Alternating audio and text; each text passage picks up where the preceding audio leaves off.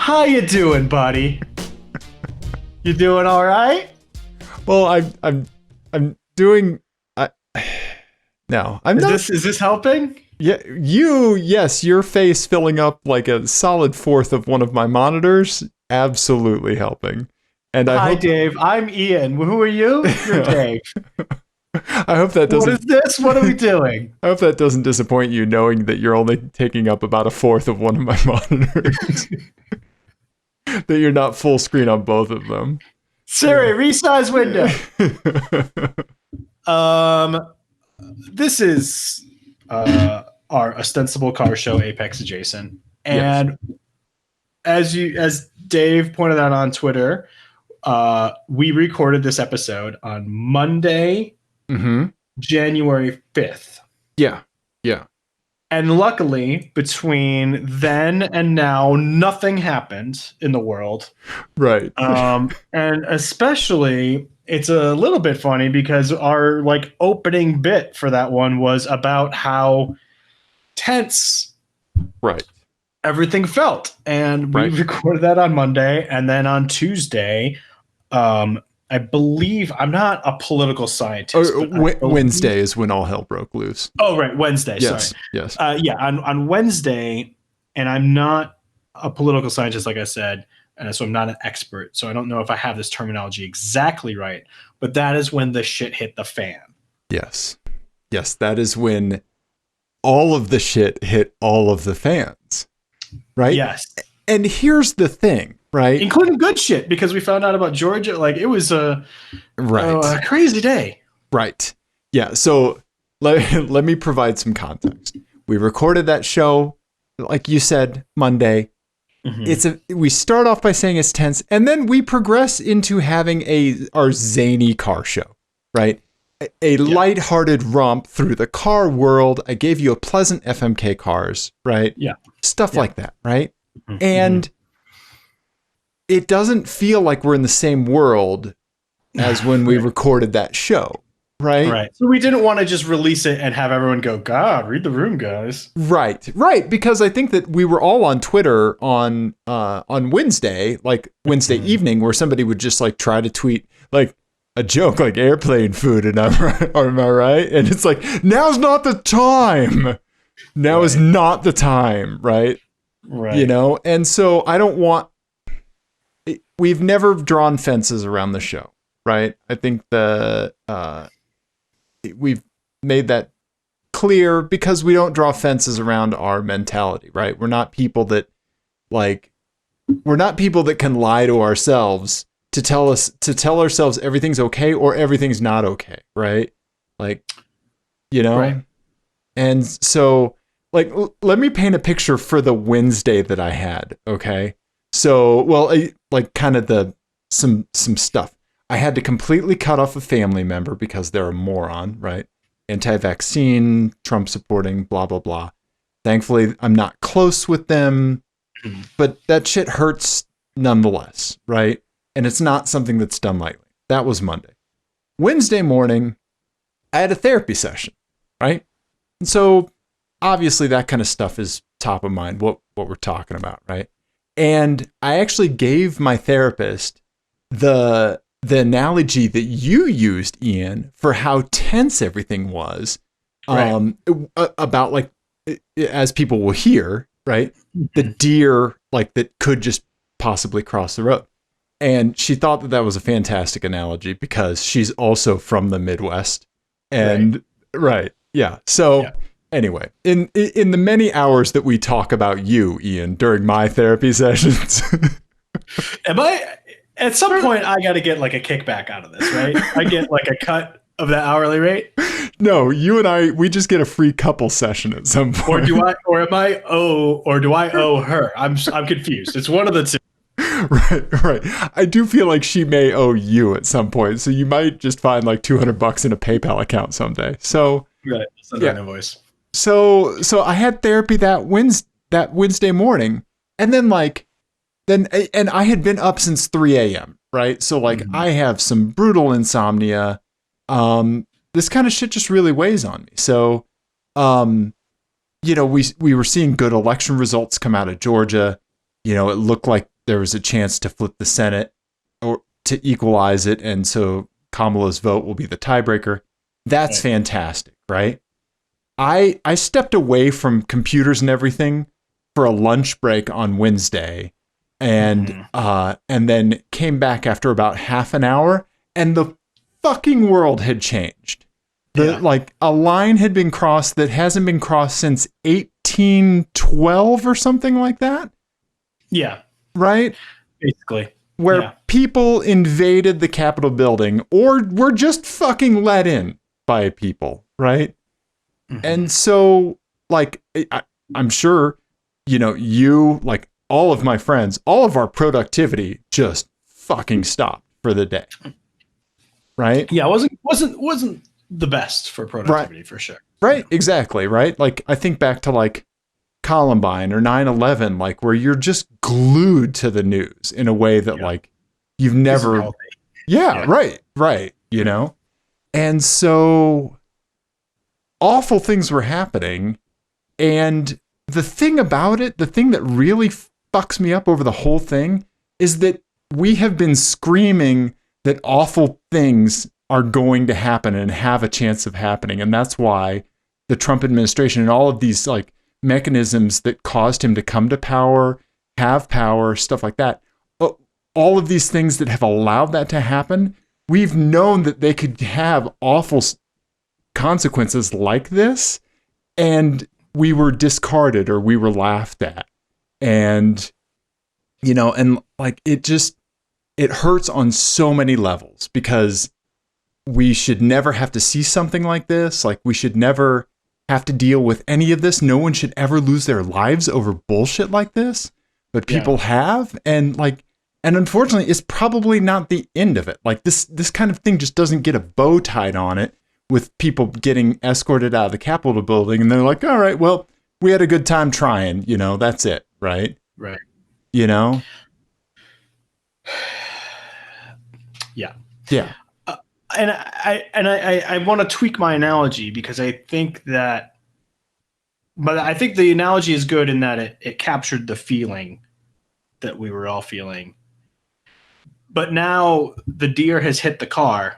Right. And it turns out that if we really examine the deer crossing sign in like really scraggly handwriting that was, like a pen that was being held by a hook.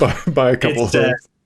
Yeah, the deer crossing side said, "Motherfucker, I'm gonna fuck up your car." Right. Right. And we just didn't see it. Right. Or the people who did see it, we had no choice. We got to keep going. Or we were told that the sign wasn't even there to begin with. Right. But the deer hit the car, and now we got to limp it home. Right. Right. And we got to go back and clean up all these fucking signs the whole way. Uh-huh. Yeah. Yeah. I don't know, man. I'm happy that people who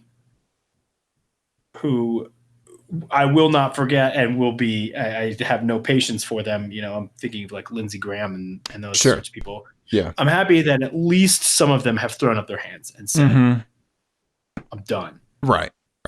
I'm appalled that it took the death of like 5 people. There you go. For that to happen. Yeah. Yeah. And like, is that finally what makes it real? Yeah. Well, and they were themselves threatened. Yes. And, as tons of people have been pointing out, I mean, this is the classic trope of Frankenstein's monster, right? Like you created the monster and then it eventually turns on you. Right. And no one is surprised. Right. Exactly. Right. It's Chekhov's fucking Proud Boys, man. Like, right. Yeah.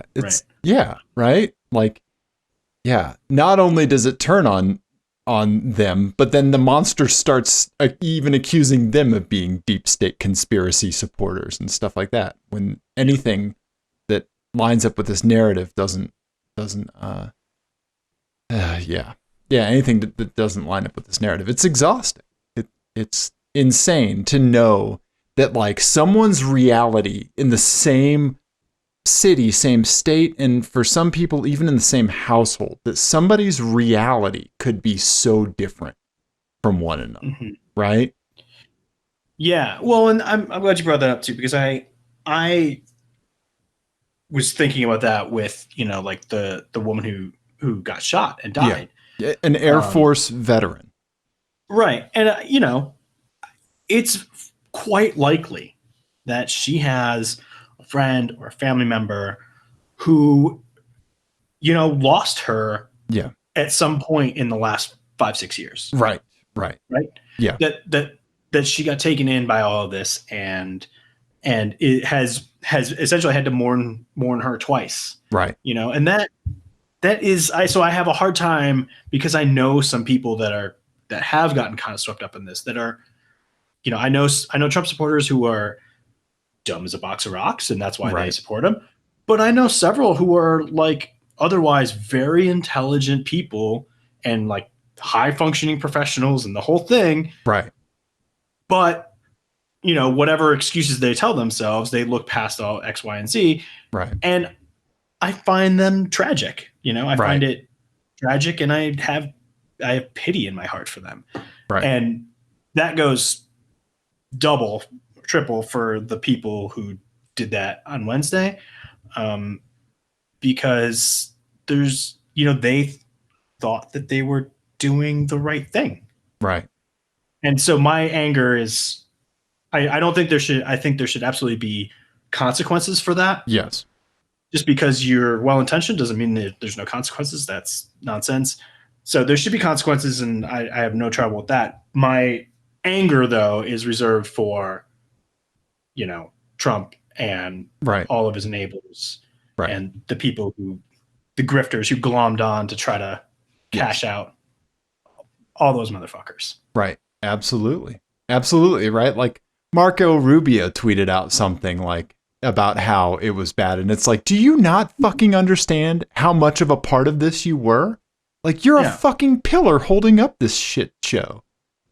Right. I mean, the same impulse that drove him to have that conversation with the president of Ukraine is the exact same thing that made him, tell his people to march on the Capitol.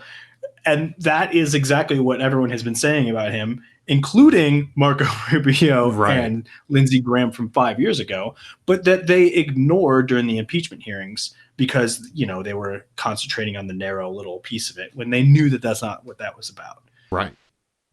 So, yeah, I call complete bullshit on everyone who's suddenly shocked by his behavior. Right. Who's in a position of power, because either that means they're too stupid to hold office, which fair enough, that's a fair number of them, or they're fucking liars and opportunists and don't deserve to hold office. So right.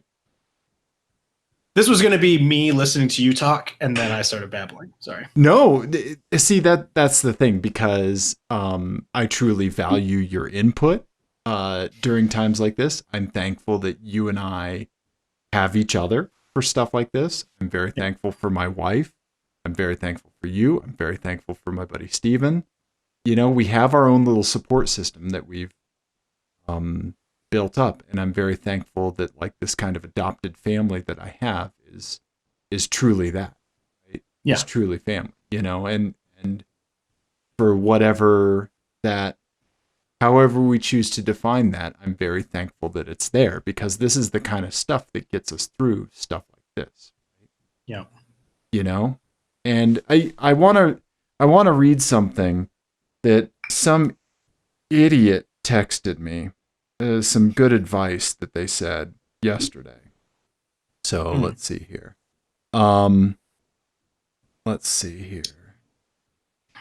You said, oh, it is an idiot.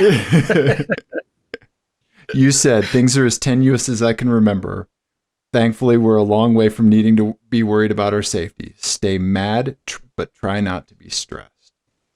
Right? Yeah. And that's a really good thing to remember, because the the thing that we have been so upset about the entire 4 years is the lack of consequences to any kind of action, right? That is the most upsetting thing. And like, you're a parent of 2 children. If there were no consequences for any of your children's behavior, it would be a shit show. And we've all seen kids like this, right? Yeah. But to think that that all of these people that should know better just choose to, because they're making a choice, right, to not inflict those consequences, to not impart them on somebody, right? Because they're just not making the effort. They're fucking lazy and they're just not making the effort. And there are things that are convenient for them that put more money in their pockets, that, do things like that. But they're just not making an effort that a good person should make, right? And that, like, the inability to do that, like you said, runs the gamut on the intelligence scale, because one common thing that, like, people get caught up in is just assuming the other side is dumb, right? Right. And you should never assume that, right? You should assume that they are smarter than you, right? And so Ted Cruz is a very smart man. Yeah. He's a despicable human being. Yes. Yeah. But he's very smart. Yes. Yeah. That makes him dangerous and his behavior more awful. Mm-hmm. Because he should know better. Louis Gohmert doesn't know better. Yeah, Louis Gohmert's a fucking moron, right? Right. Yeah. I doubt Steve King knew better. All the bullshit would come out of his mouth because he's just a dummy. Yeah, Jim Jordan. Mm-hmm. Right. Right. Yeah. But some of these people know better, and those are the ones that make me angry. Yeah, absolutely. As they should, right? Yeah. I don't know. So, like,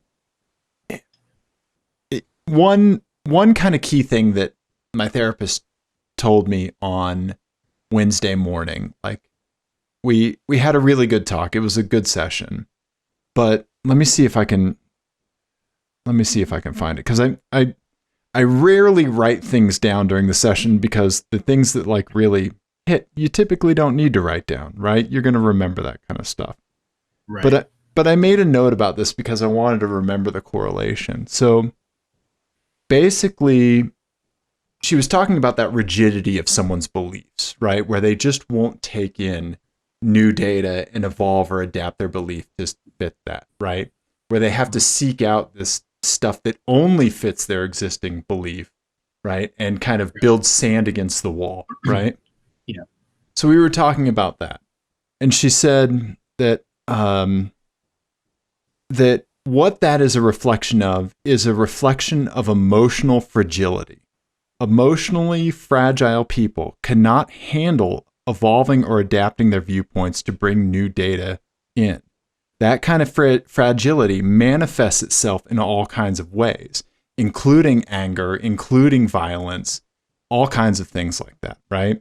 So what we saw on Wednesday was that kind of the fragility, like the results of people not being able to ingest, or not being willing to ingest, the fact that Joe Biden did legally win an election in the United States, on top of a whole bunch of other conspiracy shit that they believe, right? And because of that inflexibility, right, to take in any kind of data or to grow as a person, right, the option that they choose is violence, right? Mm-hmm. And at its core, it is an underlying fragile state that this person is being protected, right? Right. Yeah. So I have a conversation from my past that I think about a lot. So I used to work with this guy named Chris, and we would carpool together every once in a while. So we would meet up at this coffee shop downtown super early in the morning and then carpool in from there. And he came from like a really evangelical background. Super smart dude, super smart, but was always kind of like examining that, and he still still was a believer and everything like that, but was always sort of playing with that and imagining and examining it, which I always thought was really cool. And I don't think he had met, before me, I don't know that he had met a lot of people who would describe themselves as atheists, but had sort of continued to think it through beyond that. Okay. Or could articulate why or anything like that. Just because I think he wasn't exposed to it. So we would have these great conversations about that stuff. And the way I remember he put it that, he observed that he was talking about people in his life that had very rigid views, like you were just talking about, and how when you so finely construct these rigid structures, if you knock the leg out of any one of the legs out, the whole thing has to collapse. Right. And so his goal was to make that more flexible so it could withstand him finding out new information that didn't fit with that worldview. Right. So I always thought, I think about that all the time. And it was just like a conversation we had on the way to work one day. That's amazing. That kind of stuff sticks with you for good reason, right? Yeah. It shows that that people can have different views and truly make congruent progress. Yeah. Right? And I always think about that in the context of, you see people who are like super hardcore conservatives. Right. And then an event happens and then they become like crazed liberals. Like hashtag resistance type people. Right. Right. And there's no in between, or people who grow up in a cult and then convert to Islam or something like that. Where they just have these huge swings, right? Where they just have to have that rigid structure. Right. It doesn't matter what form it takes. Right. They're trading one for another. Right. Yeah, I'm always fascinated by those people. Right. Right. Right. Yeah. Yeah. Anyway, no, that's a fantastic. But I think that, again, that describes the people who were going into the building, right? And if there's one theme in my adult life in our politics, is a lack of accountability for the people who actually do that, who cause these sorts of problems. Right. I mean, there's, I was 19 years old or 18 years old when George W. Bush took office. Right. And so it's been kind of a long slog of lack of accountability. Yeah. Right. And having true believers kind of do the thing that you had told them to do. Right. So not great. Not great, Bob. Yeah. It's fucking sobering, man. Yeah. Mm-hmm. It is. So anyway, here's our fun car show. 20 minutes later.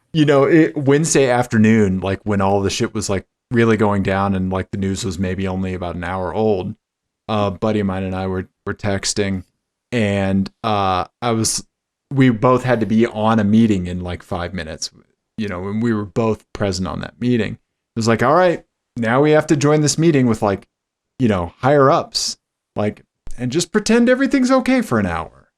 Yeah. And like, like it's never been harder to be an empathetic person and remain productive and remain sane and remain free from vices. And it's really hard. It's really,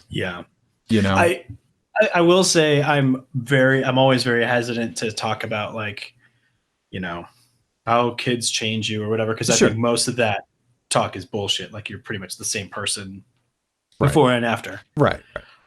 The one big change I think for me has been, it's actually made it easier for me to deal with this sort of stuff. Okay. Because it really drives home the sun's coming up. You still got to eat, right. You still have mouths to feed. Right. Because no matter how late I stay up watching the news, I stayed up till 2:30 last night watching the what do you call it? Electoral college. Yeah, certification. Votes. Yeah. Someone's gonna come to my bedside at 5:30 in the morning, 6 o'clock in the morning, and I'm gonna have to clean their butt. Right. Right? Like that's going to happen. Yeah. Yeah. And you get kind of a nice also sort of dopamine hit of trying to make sure that they don't turn into a Ted Cruz. Right. Right. Because that's sort of my job. Right. It's like the old it's a more updated version of the old Chris Rock bit about keeping your daughter off the pole, right? Right. Yeah. Right. Yeah. No, I would much rather they end up working at Chippendales than being a completely seditious piece of shit like Ted Cruz. Right. Yeah. That has someone accuse his dad of being the fucking Zodiac killer and then still cozies up to this dude. Remember that was somebody else. Wasn't that Ted Cruz? Well, no, there was somebody on Twitter who just started the rumor that Ted Cruz himself was the Zodiac killer. Even though okay. Obviously it doesn't make any sense. But no, Trump insinuated that his father killed JFK. That's it. Thank you. And he called his wife ugly. Yeah. I mean... Right? Like, and there's so many of us that are like, if this dude couldn't be honest about his fucking hair, right? How could he be honest about anything else in the entire universe? Right? Yeah. I don't know, man. What do you think was like the thing that you look back on in like, say, like 2014, 2015, like that, that you think back and you're like, yep, that was the thing where like I saw that and I was like, well, we are absolutely fucked from here on out. I just don't know to what degree. I can give you mine if you need a moment. No, I mean, I think I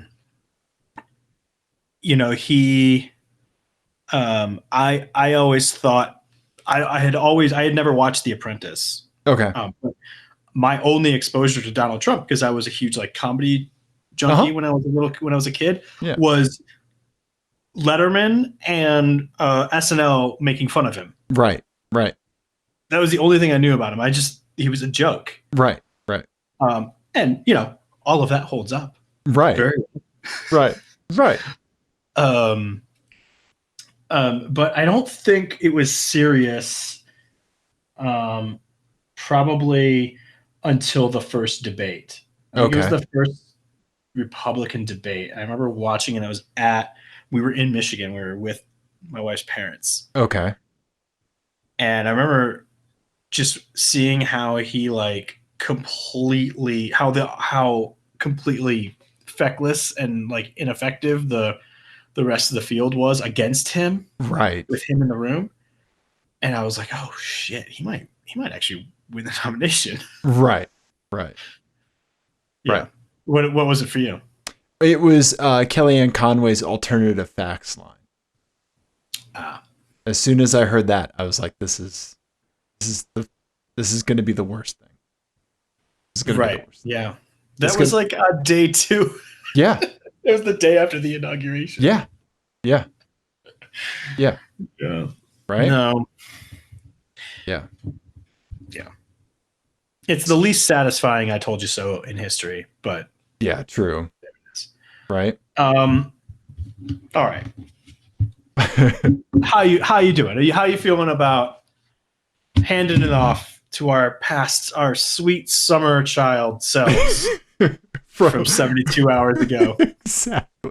Exactly. I feel a lot better about doing that because yeah, like I said, we couldn't just drop this like, hey everybody, look at you. Things are tense, huh?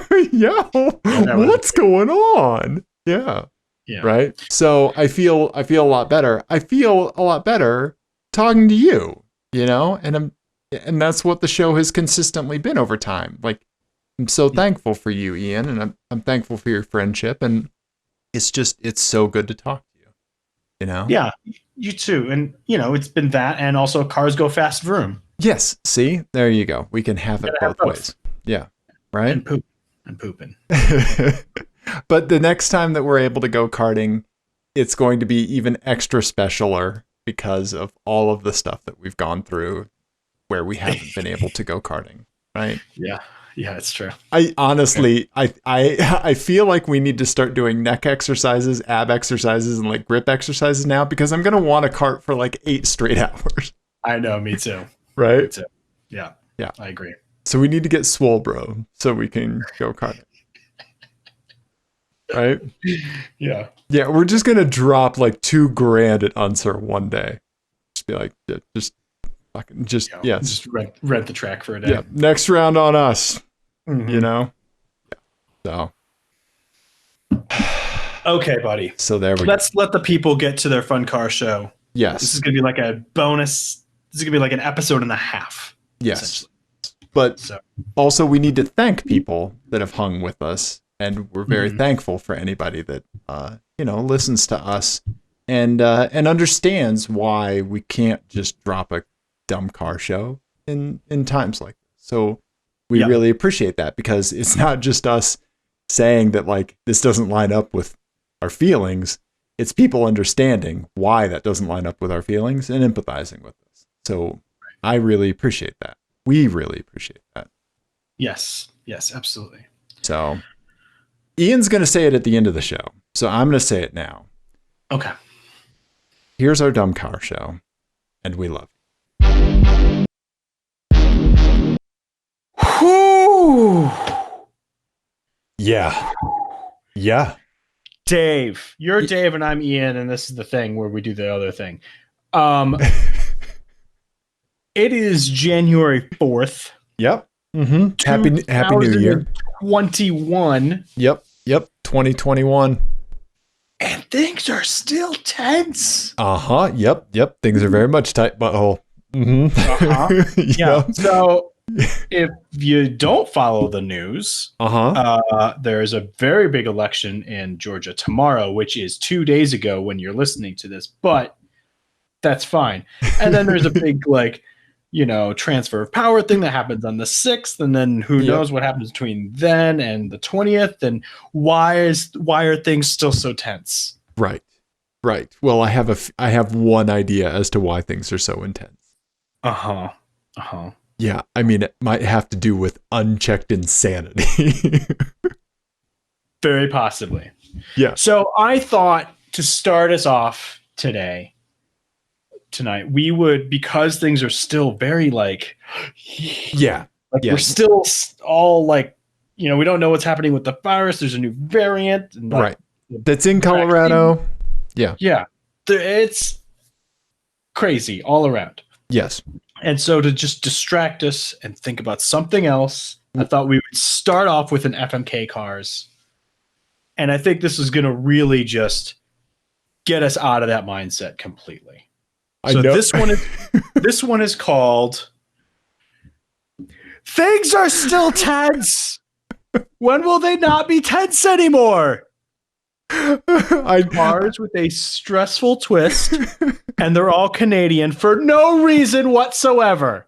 No, you're thinking about Canada a little too much.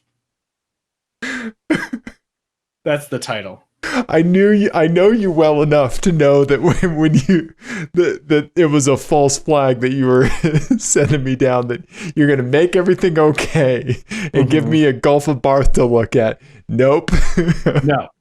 No. You're looking at Canada too much. Okay. All right. Well, let's, we're all Razor's Edge. Let's stay there. Go ahead. Hit me, buddy. Like, put me into the fray. The inspiration for this was I was thinking of the feeling that at least I still have right now, where I'm still like, yeah, absolutely. And I thought of the automotive equivalent of that, of that feeling, and it's the twist of the first car. Okay. Okay. So the first one is the Campania Motors TR Thunder. Ian. CAM. I know. I'm ready. CAMPAGNA. Are you sharing your screen for the people? Oh, yeah, I am. Do you see it? Yeah. Yep. Okay. CAMPNA. TR Thunder. I know how to spell that. Oh, okay. It's like a weird little slingshot thing. Okay. Okay. All right. Okay. So the twist is that every single journey you take, you see a deer on the side of the road. Oh, okay. You know, like the ones that look like they're thinking about getting into crossing the street. Yep. And you got that like, I'm watching you. Right. But there's that moment of like, right. They're facing the right direction. Right. And they're even like a little like tensed up. They got their wings out. That's what they have, right? They're ready to swim. And you're raising a child that's very interested in nature, aren't you? Yeah. Okay. So deer on the road, that tense feel. That's a great automotive analogy to just the overall mood of things right now. Yeah. Yes. Can our car also be on fire? Right. There is a crazy chance that by the time we notice the deer, which is very insane, right? Just by looking at him, you could tell he's insane, right? Because he tries to pretend like he has a full rack, but really it's just like one tiny one. He's got his velvet like all like whipped around to make it look like he's got more antlers than he does. And he's on the side of the road, but like by the time we see him, like we're pretty much already past. Right. And there's like no chance that he's going to get across to our lane by the time we get, but there's a chance he might. Right. It's this entire thing where it's death by 1,000 cuts. It's death by non-zero possibilities. Yes, that's exactly right. Right. Yeah. Right. Yeah. Plausible does not mean impossible. And so. Right. Yeah. Yeah. Okay. All right. Okay. All right. So the next one. So it turns out there aren't that many Canadian car companies. So I didn't want to give you a bus or a train. So the next one is a 1949 Bombardier B12. Oh, okay. AR. Yeah. B12, huh? Oh, yes. Whoa. Look at that this cool little thing. guy. Oh my goodness. I love it. Okay. Yep. It's adorable. Look at the little skis on the front. Yeah. Oh, man. Okay. Also, what is this website? Unusual Locomotion? That's cool. Yeah. Okay. Oh. I love it in that color, too. I hadn't seen that one. Yeah. It's adorable. Okay. All right. Okay. So your passenger will flick you in the ear or punch you in the arm really hard once every trip. Okay. One of your passengers will. You don't know who it's going to be. You don't know if it's going to be a punch or a flick. Okay. All right. Yeah. So like back in high school. Okay. Yes. All right. Yeah. Okay. All right. All right. Now this one we're going to have to help each other with because I don't know how to pronounce it. And you certainly don't know how to spell it. Okay. So it's really the blind leading the blind on this one. Okay. Inter Mechahana. INTER. Yep. Double C. Oh, yeah. Yeah, there you go. Griffith. Okay. Go with the Griffith. Oh, okay. Oh, yeah. Okay. Yeah. It looks kind of like a sonnet or something. Yeah. But it has a Chrysler V8 in it, I believe is what it was. Yeah, I'm a fan. All right. Yeah. Griffith Plymouth, and Omega. Plymouth V8. Okay. Wow, look at that. Yeah, it's very pretty. Oh, man, that means this one's going to be bad. What's the catch? The only thing that plays on the radio are updates about Donald Trump attempting to cling to power. Oh, Jesus. Okay. You have to listen to that. It's the only thing. There's no turning down the volume or anything like that. Right. It's coming through. Pulling fuses. Yeah, it's coming through. Okay, I'm killing that car. Really? Even though it's so cool. It is so cool, but the news, the fire hose of the news, like, it's just going to kill us, man. My blood pressure's high enough, right? Okay. Yeah. So then that leaves me the Campana Motors slingshot thingy and the adorable snowmobile that I get punched at. Okay. For a day, I'm going to take... Oh, this is a tough one. Oh, Ian, this is a really hard one because there's that whole open cockpit stuff, right? Yeah, hitting a deer in this seems like it would suck. Like more than normal. Right. No, I mean, that's instant death, right? Yeah. You just have you and the deer carcass have been melded into one pink lump, right? Yeah. Oh boy. Okay. I mean, I think for a day I have to do the deer and the Campana Motors, right? And just go 1 mile an hour, right? Yeah. And then I think that means I'm going to marry this little amazing snowmobile bombardier thing. And I mean, it's adorable. And I really want to see what happens when I'm driving somewhere with my wife and she's the one that has to punch or flick me. Like as hard as you can. Yep. She's like, Ian said. Yeah. Right? Okay. Yeah. All right. Yeah. Yeah. And sure. I mean, so then that also means that with a vehicle like this is something that's not really roadworthy, right? Or it would be like ice road trucker kind of scenario. So I just have to move to Canada. I mean, I can't drive that in the States. So,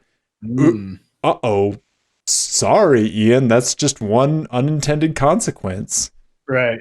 Yeah. It means you'll have free healthcare to tend to all the bruises on your arm. There you go. And ear cartilage damage. Yes. Okay. I think you've chosen well. I would do something slightly different. I would also marry the B12, the Bombardier B12, because it's amazing. Especially I think that like that natural wood finish. Yes. Is what I would do. It looks so great. Yeah. And I think I would I'm gonna crush the Campania okay.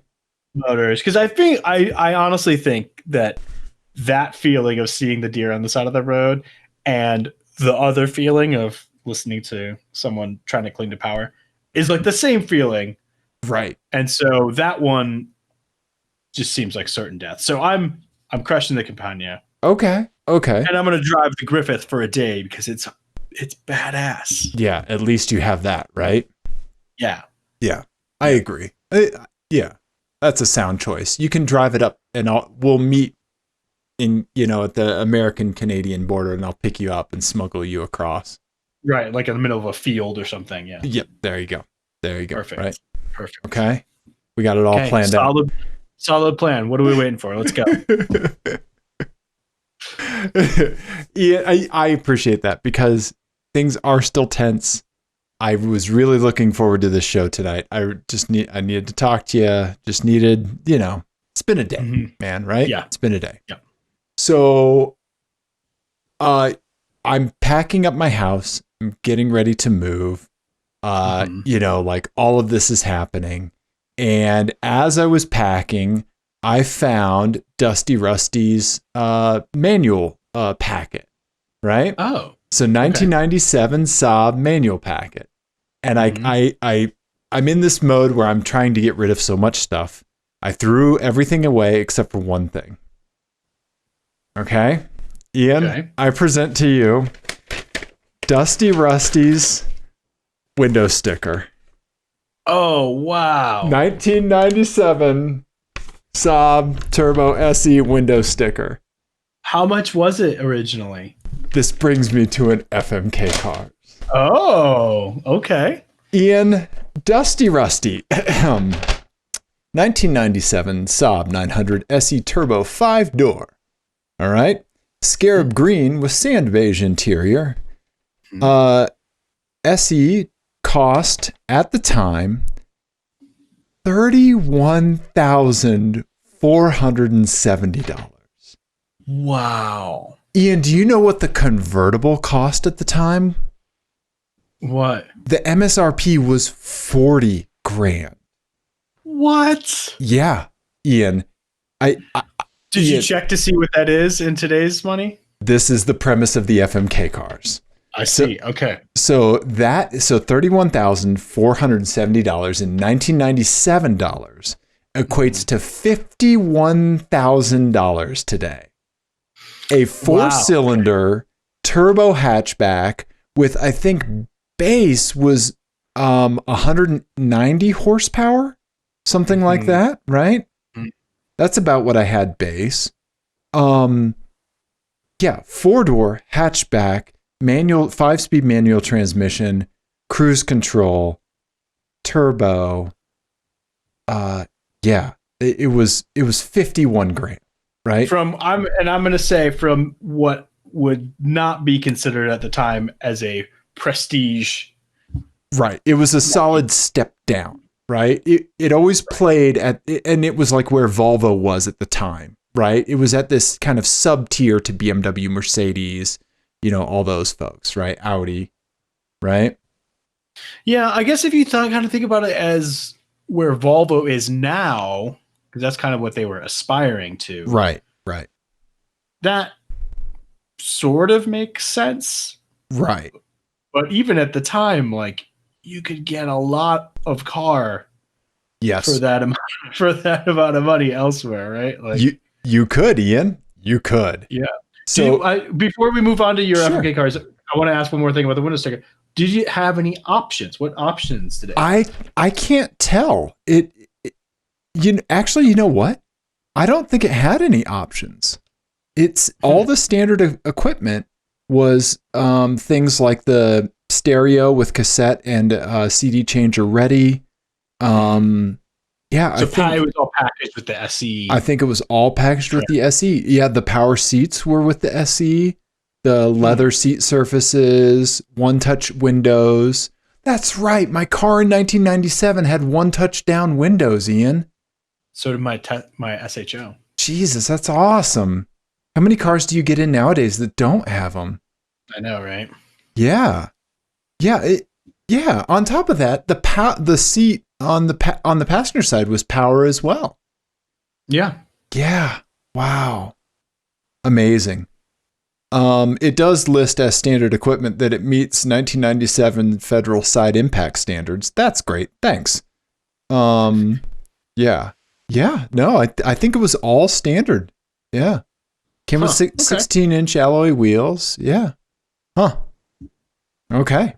Anyway, your FMK cars. FMK cars. So this one, I don't really have a name for it, but real quick, I do want to show you this website that I found in doing research for this.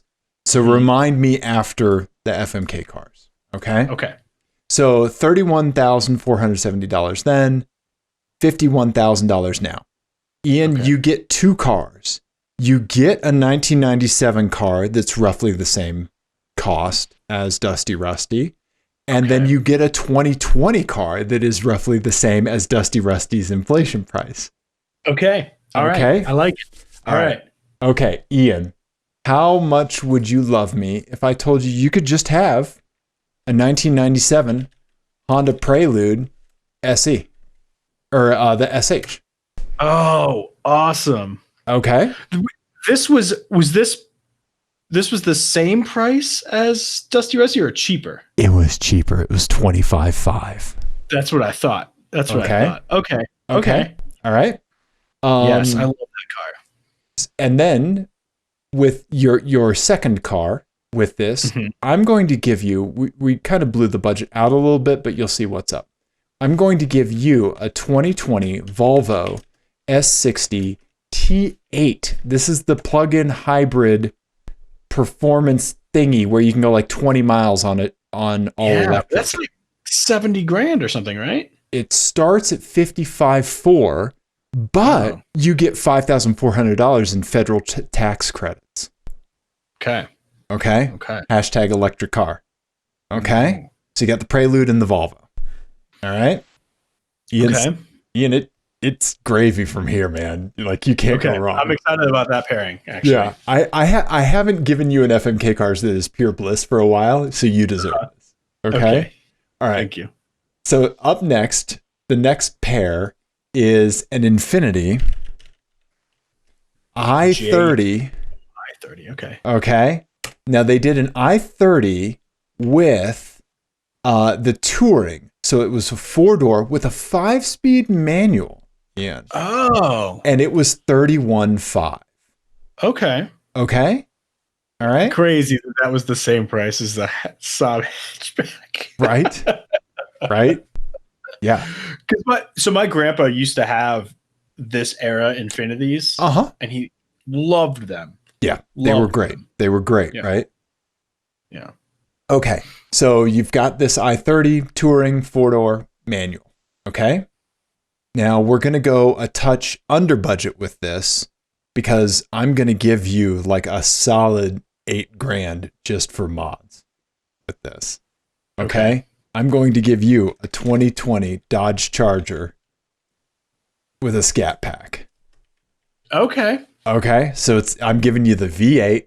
That clocks in at 40 something, right? So that's like $40,000, $500, right?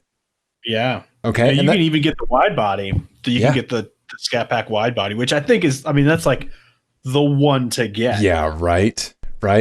Yeah. If you don't want everyone treating you like you, or if you don't want to have a Hellcat, right? The Scat Pack wide body, right? That's the way to go.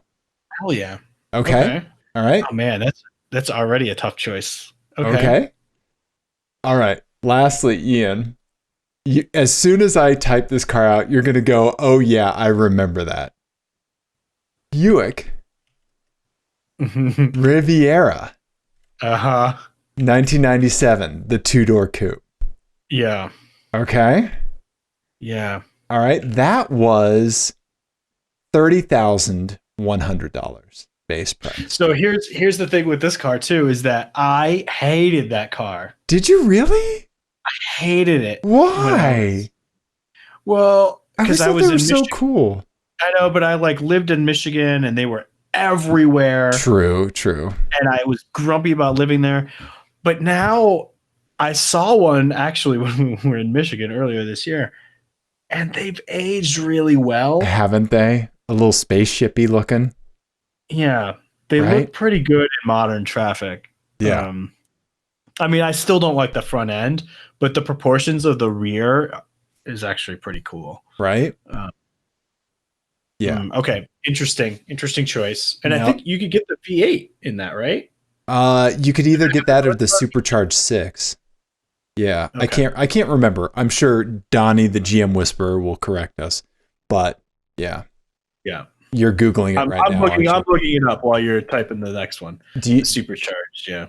Do you know what car you get for less than $51,000, Ian? The first thing that that was not what the Supra. But you get a 2020 the V6 Supra. one? Or the inline 6 one? I can't remember. The base price of the Supra is, I think it's like, you can get the 4-cylinder. Right. Yeah. Oh, wow. Okay. All models come with the BMW Turbo 3-liter inline 6. Yeah. Oh, I guess it's maybe 2021. They're starting that. Yep. Interesting. Okay. Interesting. What's your Buick research netted for us? You can get the V6 or the supercharged V6. Okay. In 1997. Mm-hmm. Okay. All right. Mm-hmm. Okay. Okay. So you have a Honda Prelude SH with a Volvo. Mm-hmm. You have the Infiniti i30 with a Dodge Charger Scat Pack. You've got the Buick Riviera and the Supra with a V6 turbo. Yeah. Not a V6. Inline So, six. okay, so I'm going to cross out the Buick and the Supra. Okay. Those are just the two cars that I'm least interested in. Okay. In general. I saw my first Supra in traffic as well. Oh yeah? Yeah, going the other way. I didn't get a chance to get a picture. Yeah. I thought it was an Aston Martin for a second. Yeah. They look pretty good on the road. I still think it's too like fiddly looking, but yeah. Anyway, I'm crushing that pair, even as cool as the Supra is and as interesting as the Riviera looks in modern traffic. Because the other two pairs are just too good. Like, so I think obviously I want to approach this as like daily and track car. Right. And I think, or just daily and better daily. well, I think I'm intrigued by the Prelude and the Volvo. Okay. As like a fun car, like normal car sort of dichotomy. I think that's a really good pair. The Infiniti is an interesting one because that would be my daily. Right. Yes. Well, the Scat Pack would be your track car. Right. So, so smelling, 25-year-old leather. Right. So I think I'll do that for a day. Okay. And, arrange to have the Scat Pack at the track, and I'll drive the Infiniti there, wafting about in, 30-year-old luxury. Right. That'd be fun. That would be legitimately fun. Yes, it would be. Right? I would do my own like one lap of the Midwest or something like that, going track to track, and just the Scat Pack will show up, and I'll there you go. I like that. And so then I will marry the Prelude and the Volvo. I think you've made a good choice. I do. You do this? You think you would do the same thing? I think I would, because the Prelude is something that I've always been so intrigued by. Yeah. And the Volvo just looks incredible. I know it's not a performance car. It's not meant to be, but yeah, I mean, it looks really interesting. Yeah. Yeah, I think as a track car, the Prelude's probably less fun, than the Scat Pack, but it would be a ton of fun on like mountain roads and that sort of stuff. Right. I think that the window in which you could enjoy the car to a greater potential is wider, right? Because autocrossing a Scat Pack wouldn't really be that fun, right? But I mean, you could do track, you could do autocross, and you'd feel better about thrashing it on a mountain drive, Right? Yeah, exactly. Yeah. I've always just had a soft spot for that. Sure. Preludes. Yeah. Those big headlights, just love it. Yeah. And congratulations to our buddy Jesse for getting her first gen Prelude. I know. Yeah, that's fantastic. Yeah. So there you go, Ian. I was unpacking, and I have Dusty Rusty's original window sticker. I don't know what to do with it. What do you think we should do with this? Should we send it to somebody? Should we frame it? What's that? Oh yeah, frame it. Put it in your new garage. There you go. That's a great idea. Yeah. I was thinking we would cut it up and add pieces of your clear coat to it and send it to our listeners. Would anyone want that? What? This is not a live call-in show? Caller number 7, go ahead. Okay. Yeah. So I'm bringing good things to the show tonight, Ian. I'm bringing fond memories. I'm bringing a good FMK cars, and I'm going to close that kind of section out with a my eyes. So here's something I saw when I was driving around. It made me super happy. You're going to like it too. And here you go. All right, Ian, tell the people what you see. Oh my God. It's a BMW 6 Series. 635. Yeah, I think it's a 635 CS. Yeah. Oh my God, that's awesome. I think. Yeah. There wasn't a 633, was there? 635. Yeah. Sure. I think it's 635. Yeah. I love these cars so much in profile, especially with these like hokey, early 80s bumpers removed. Yeah. They look so boss. They look Right? so good. And I mean, Yeah. look at the wheels this dude has on there. I mean, these are some chonky wheels, right? Yeah. This Yeah. thing I is even love the like weird center exhaust thing. Yep. Yeah. He had quite the exhaust on it. Yeah. Yeah, I drove next to him in traffic for a little bit, and it made me very happy. I had like a traffic buddy. I didn't have a chance to give him a thumbs up because we were on the twisty part of I-70 and traffic was a little nuts. But yeah. But I did put my window down just to hear the car a little bit. Yeah. Yeah. Oh God, I love those cars so See, much. it made me happy. Right? Yeah. Yeah. And those, I mean, these CSs are worth quite a bit now.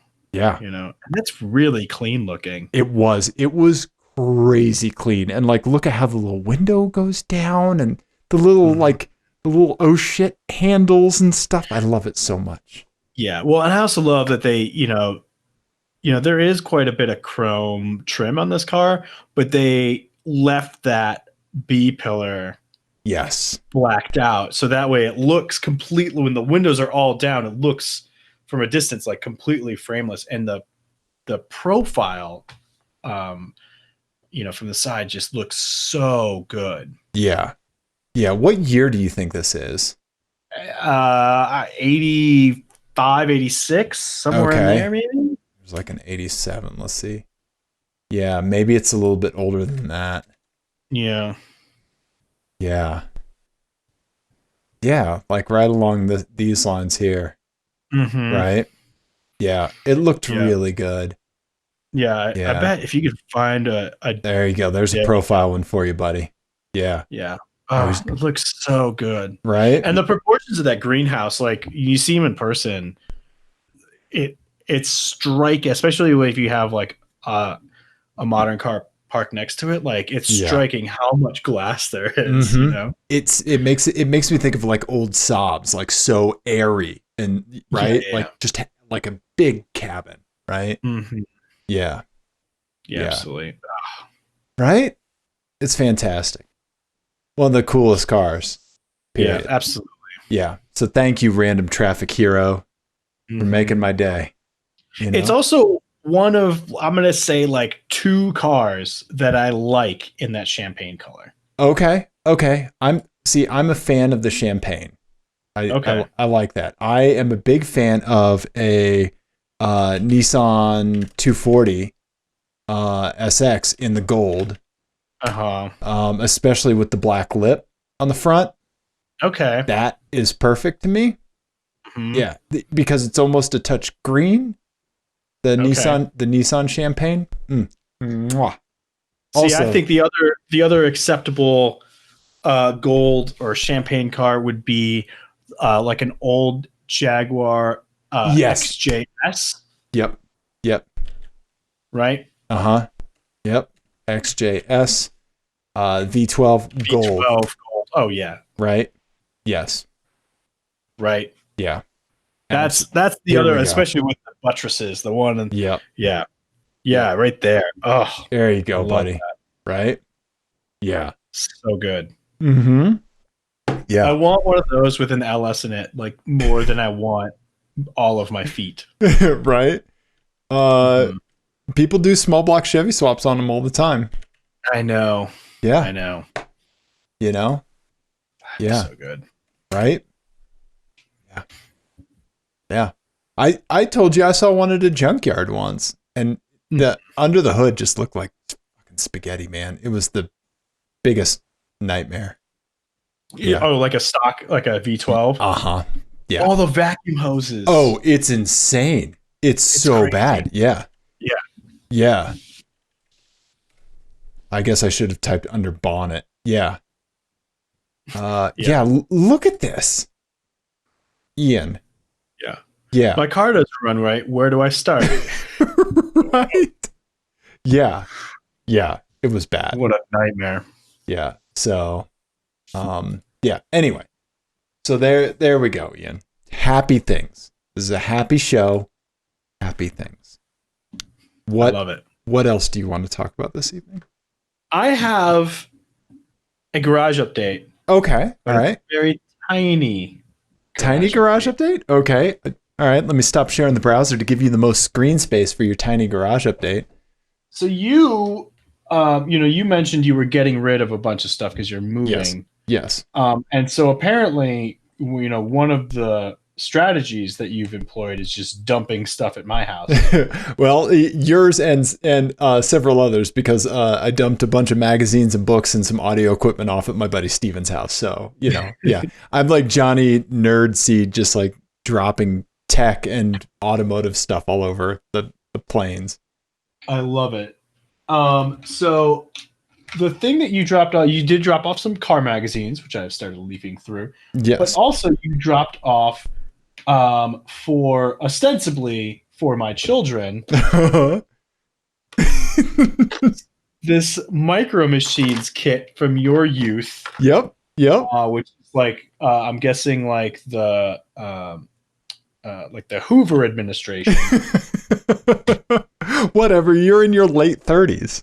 I'm in my early to mid to late 30s. And it was filled with Micro Machines, which I wanted to show some of them on the show, but then I opened this up and I realized that because you gave these to a 2-year-old and a 6-year-old, they immediately just like formed a plastic mist, which has just covered the house. And so they're just everywhere. As soon as I showed you that red case, could you smell the vinyl? Yeah. Right? Yeah. I'm sorry. Go on. Well, it's just funny you said that because it was sitting on the coffee table later that night, and my wife was like laying on the couch, and she was like, "What is that smell?" Yeah. And she thought like something was like rotting in the house, and then she realized it was this. Yeah, it's called late 80s cancer. Yeah. Yeah, exactly. I did think it was really cool though that we had several of the same Micro Machines. So here's the thing, Ian. We were destined to do an automotive podcast together. We were both exquisite children of fine taste. I know, right? So I didn't have this. You had the service bay. Yes. The which is really cool. I had a different open up the service bay and show the folks. Well, it's all taken apart because again, 2-year-old, 6-year-old, because you can like. Oh, okay.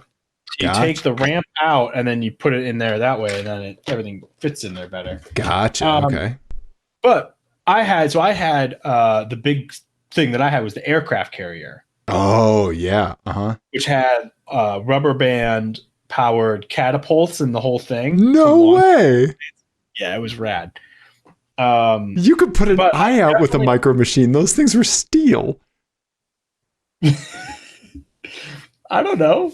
I used to launch him across the room. It was awesome. But I definitely had this guy. Okay. This boat, for sure. And I showed my oldest the video of like one of the original commercials because I was trying to tell him like what a big part of childhood seeing that commercial was. Yeah, the fast talking guy. Yeah, and this boat was in it. Okay. So I'm guessing this was like an original run type thing that was like in all the packs that came. Nice. I was also super excited to see you had a Concorde. Yes, I had a Concorde. Yep. Which was awesome. I had an SR-71 Blackbird as well. That has hit someplace. Favorite plane ever. Yeah. Yeah, obviously. Yeah, right? Yeah. I'm sorry. Have any of those other planes outrun missiles lately? Right, exactly. Yeah. And then I had the Cobra. The AT Cobra. I had that one as well. And you also had that really cool Mercedes SL. Oh, yeah. The chonky little SL. So, yeah, one of our buddies, I think it was maybe Jared, found one that, and he sent us a picture of. We talked about it on the show a little bit. And you had a great point when you said that the proportions of the Micro Machines are just so chonky. Yeah. Right? They are so chonky. They're like little baby dogs, right? Yeah, like they're like, or like JDM, like K vans. Yes. You know, where like they're big but small. Yes. At the same time. Yes. Yeah. I'm gonna pull up Micro Machines Mercedes SL. Yeah. Yeah. right? It was like, let's see here. I had, geez, there was a gull wing. Here's the one I had. It was the 450. I think. Yours is in gold though. Oh no. Oh, so it was this one down here. Yeah. Yeah. Okay. Yeah, it's that one right there. Yeah, how those proportions are perfect. I would love to drive a real car that had those proportions. It like the Bandit Miata has those proportions, you know? Yes, exactly. Right? Yeah. Yeah. Those are so cool. Yeah. Yeah, they're the best. Oh, I love them. I'm so happy that you brought those. Good, man. Yeah. Yeah. There's more kicking around at my mom's, I think. Yeah, I'm sure my parents have a bunch too. Yeah. But I don't know where they are. Can I interest you in G.I. Joes, Transformers, or Legos? Legos, yes. Okay. Yeah. That's probably about the only one. Yeah, because I have a lot of all of them. Okay. Yeah.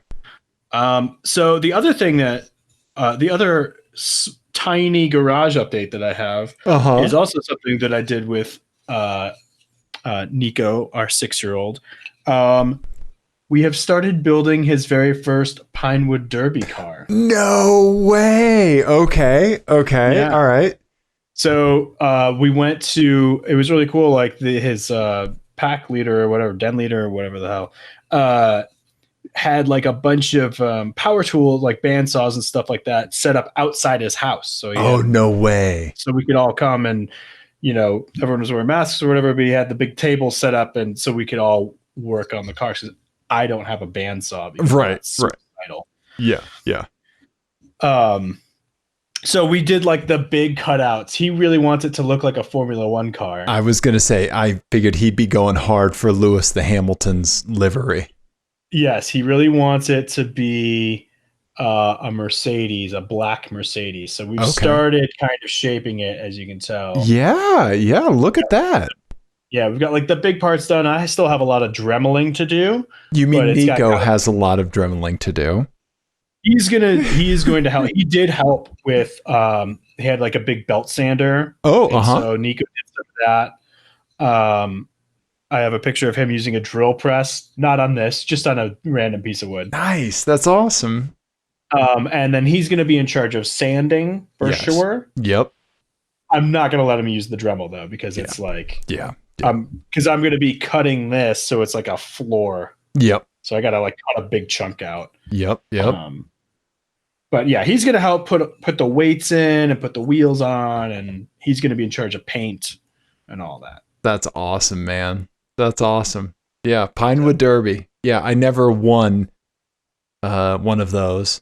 Yeah. I know I will be fact checked. But I don't think I ever won either. Okay. I do remember one year I broke the car before the race. How did you do that? It snapped. We made it too thin. Okay. Yeah. So we had to start over. I remember that one time. I had to make a boat for what was called a rain gutter regatta. Oh yeah, we did that too. You had to blow. Yep, and I won that one. My dad made one hell of a freaking quick boat. Nice. For some reason, like he was just like, "Oh yeah, here's how you got to make it," and I destroyed the other youths. I have a picture of me like little Dave, like victorious at the end of the rain gutter. Yeah, that's hilarious. Yeah. That would be the least COVID safe. Like a bunch of kids going. Right? Yeah, exactly. Yeah, it's really funny. I forgot about doing that. Yeah.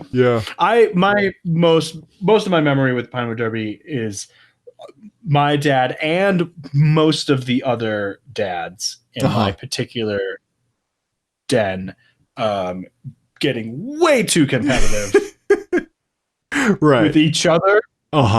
Yeah. I remember a couple of dads in particular and my dad kind of ratcheting it up. Okay. As far as like the stuff that they were doing, like, turning wheels and, all that sort of stuff. Gotcha. It was pretty bad. I like that. Yeah. it's a lot of fun, and I'm like psyched to kind of, to work on it with him and see him get excited about it. So Absolutely. That's really cool, man. yeah.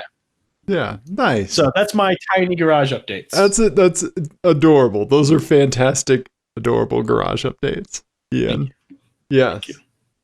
Let's see. We've got our buddy Johnny sent us in our Twitter DMs a car stanza conundrum question. Oh, okay. So Johnny races circle track, right? Short track racing. And he wanted to know if this is a car stanza. Ian, this is a real image. Okay. It is a Camaro kind of body kit front end sitting in front of a Chevy Cavalier. Right. Okay. So in the race car world, and I have another picture here. So in the race car world, this is not uncommon to do, to kind of swap a different kind of body kit on your car to make it look like a different car. Right. So this car right here that I'm showing you, this race car, is actually a Chevy Cavalier.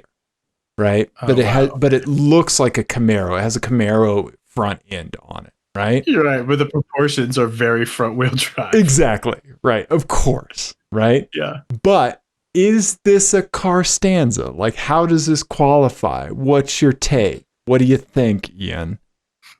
I think because race car excuses a lot. That was my take as well. You kind of get a car stanza pass, especially because like aero is now a factor, right? Right. And potentially sponsorship and that sort of stuff. So right. I'm definitely not upset by it. Right. Yeah, I'm not clutching my pearls. Yeah. No. Yeah. But also I think it would be it's kind of distracting, to be honest. Right. Like, I totally get why people do this. Right. Especially when sponsorship stuff is involved. But like, I would just spend the whole time kind of looking at it like, like a dog watching someone use a telephone or something. Like, what the fuck is happening? Like a little uncanny valley. Like it's close to a car, but there's something off about it that kind of makes you not able to stop fixating on it. Yeah, exactly. Yeah. Exactly. Right? And I mean, the original one that you showed that Johnny sent us, I mean, so that's not actually attached to that car, right? It's just sitting in front of it. Right? Yeah. Because where does cooling happen? Exactly. No. Yeah, it's just sitting in front of this car. Yeah. Although, is it? Because there's no headlights in that car. I think it's just propped up against the. The hood is open. The hood is open. Yeah. Okay. Yeah. Right. I mean, it would be hilarious if you could drive around on the street with that. Right. It would be amazing if you could modify that to make it work. You should do that. Right. Like just a body kit that's like 6 inches too wide for your car on either side. That'd be hilarious. Yeah, absolutely. Yeah. Now, the windshield sticker. Yeah. I'm into it. I'm less into that. But yeah, sure. Right? Go for it. Right? Yeah, you do you.